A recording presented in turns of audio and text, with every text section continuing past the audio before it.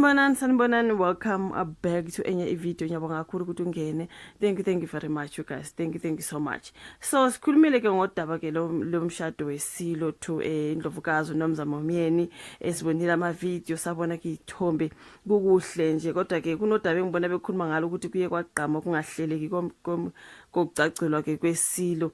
Njengoba bebhala ephepheni angazi ukuthi khona vele kuye kwaba namahemhemu neindaba iconfusion eningi before ke umshado ukuthi wawuzopha khona kuthiwa hayi awungeke kube khona lela siyasimemo sasikhona kwathi hayi it's a fake, kwabe nje kwaba nento is up and down, you know what I mean, if you know what I'm talking about. But ekuthiwa ke kuyigameke yokungahleleki nokungaxhumani kahle ezinsikeni ezeseke ubukhosi bukaZulu ngesikhathi kucacela iSilo imisizulu sinqobele kaZulu ithini babhalela ephepheni.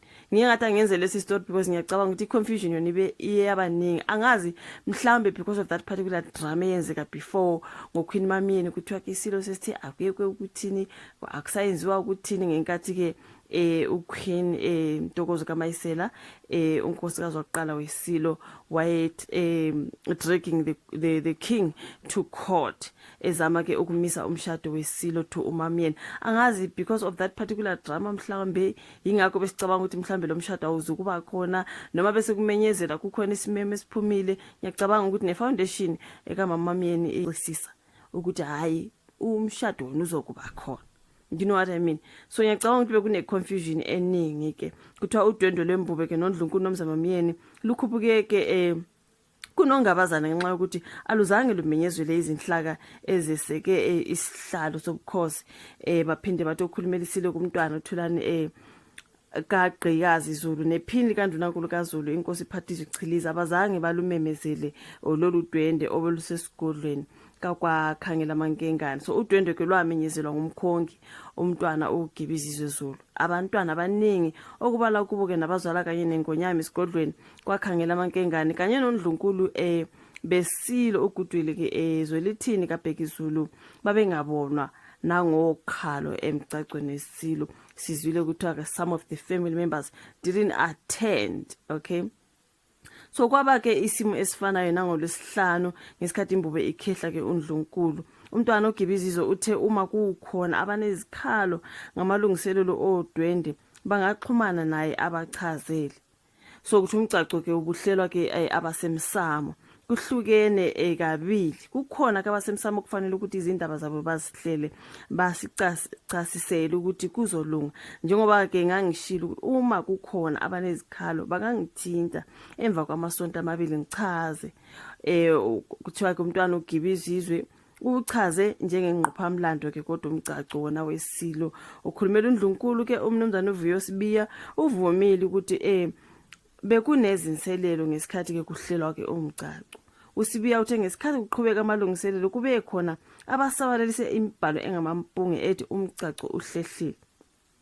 Like njengoba bengikhuluma nje ngeconfusion, uthe kubajabulisayo ukuthi umcaco wona ugcineke usiba impumelelo. So yeah man, there was just a whole lot of confusion. Ngicabanga abantu abaningi bebengathembi ukuthi uzoba khona ke lo msebenzi. Okwaba mdidiyelo amabutho kumntwana uVanana Zulu uthe kukhona baseNdlunkulu abazame ukuphazamisa umcaco. Njengoba bebhalile guys, akumini ukusho lokhu ngesikhathi ekhuluma ke emkhehlweni. Imbube yemkele abasekhweni layo ngenkomo ikhuluma esibayeni ithe kuyijabulisile ukufika kwabasekhweni layo uZulu walugcina ngo2014 udwendwe lwembube ngesikhathi umdlokombane ecacelwa kuNdlunkulu uZola Mafu Zulu. So kuthi umcaco wasenkundleni yezemidlalo olundi kwakuphume neSnedol. So ungodi wezamasiko uSolwazi Hawu ngubani uthe bekufanele ube mkhulu umcaco wendlulamidi yamakhosi njengoba ke bekungokokuqala ukuba ke isinelo inkosi lokhu yange nesihlalweni thu beqala nje ukusinelwa. Ungubani uthe kwakufanele lumenyezele kusese nesikhathi udwendwe. Mhlawumbe kwenziwa ikhona ukuthi akekho uNdunankulu kaZulu ingakho kungenziwa ngesimemezelo esifanele. Kungenzeka ukuthi abantu baba nesasasa ngoJanuary base bayadikibala ngesikhathi ke seluhlehla.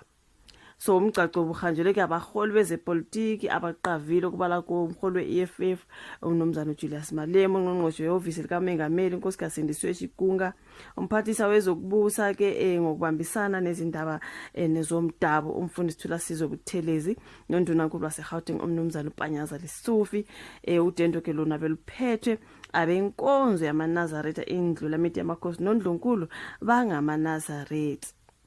So iyona ke into abayibhale kakhulu ngodwendwe. So umholi we-EFF umnumzana Julius Malema ukuthi ngike ngakhuluma lapha ngokuthi imfanela nje ngempela that Zulu traditional attire.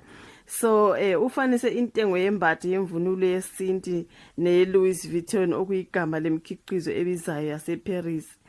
Kunendaba ye-Louis Vuitton angazi ukuthi uJulius Malema ke uye wathumela umuntu mhlambe ukuthi ayomthengela ke that particular tradition azongena ngayo laphana when it comes to ke umgcaco wesilo. So ke wathola ukuthi iyabiza kakhulu kuthiwa ukhale ngalokho ehambele umgcaco wesilo uMisizulu Sinqobile kaZwelithini noNdlunkulu nomzamo Myeni kwakhangela amankengane ubene ethi ngibone la uJulius Malema uyafanisa intengo yembatha yemvunulo yesinti neLouis Vuitton wakhala ngakho ehambeleke umgcaco ubengesinye sezicukuthwane naligama ebengihlule kulibiza ubengesinye sezicukuthwane emgcacweni laphiyana. So ufike ehlobe ngembatha ebelishayisa amakhala kwathiwa lumbombayi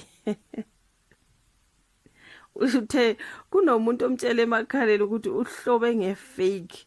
Ngesikhathi ngifika laphana ukuthiwa uthi ngesikhathi ngifika laphana bengihambela phezulu ngizitshela ukuthi ngifake imbatha la ngempela ngathumela uNobhala Jikeli we-EFF umnumzana uMashel Dlamini ukuba ayongithengela ngoba ngizitshela ukuthi wazi kabanzi ngezemvunulo kukhona indoda evele yangitshela ukuthi umbombayi lona engufakile yasinginikezela ngempela. Uthi Malema inani lembatha lengwe limshiye ekhala ezithulisa ukuthi bengizitshela ukuthi le ndoda inginika imbatha ngoba ingithanda kanti angibuzange elangeni le ndoda inginikeza umshini wokukhokha ngitshela ukuthi liwu-35,000 rands imbatha libiza lifana neLouis Vuitton khona oh my uthi kuyinto enhlekeleyo bafethu ukuthi libiza okufana neLouis Vuitton uthi nathi okwethu kufanele kubize inani elifana nezimpahla ezangaphesheya ezogqoka siyazi ukuthi bathi ziyabiza kakhulu. So nguJulius Malema ekhuluma ngale outfit ayigqokile uthi umuntu wayomthengela ke that particular Zulu attire afike wathenga ifake bamtshela bathi hayibo ifake nje leyo kanti the original one actually imbize u-35,000 rands. Uthi hey iyabiza ifana Louis Vuitton we know ukuthi makuthiwa Louis Vuitton vele that is the very expensive label. So uthi kodwa ke kuyinto enhle ukuthi ibize ngaleyo ndlela leyo nazo kumele phela zibize kanjalo njengempahla zasemazweni. That's what is actually saying. But yamene lona daba ke lomgcaco wesilo angithola ngesikhathi sokuyenza ama video ngezindaba zonke ezibhalela phana kodwa ubumuhle wona umsebenzi abantu bebahle lapha beku very very colorful. And yeah sibabonile ko Julius Malema and everyone else obe attendile and yeah man everything went well. Wayeshilo uMamdlunkulu wathi ngizoshada noma kanjani kumnyama kubomvu and nangempela nje congratulations to them. Yeah ngiyabonga ukuthi ubuka ivideo ngakhohle ukulike, subscribe, share bese siyabonana kwezayo. Bye.